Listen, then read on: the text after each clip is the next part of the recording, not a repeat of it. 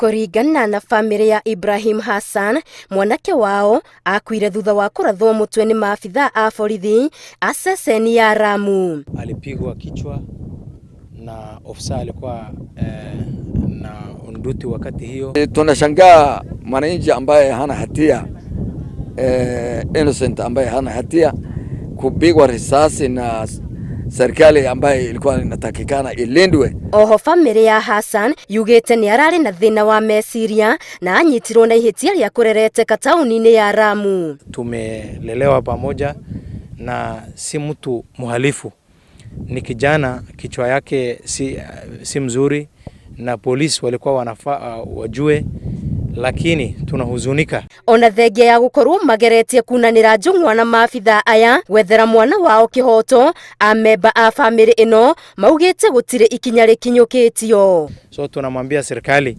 wale idara wanahusika maneno ya haki ya binadamu, Kenya Human Rights Commission, IPOA, Police Internal Unit, wachunguze hii maneno, washike huyo mtu. Aikari a Lamu maugĩte rĩrĩ ti rita rĩa mbere gĩko ta gĩkĩ kũhanĩka na morĩtie rũhonge rwa borithi rũgĩe na wĩigĩrĩrĩki.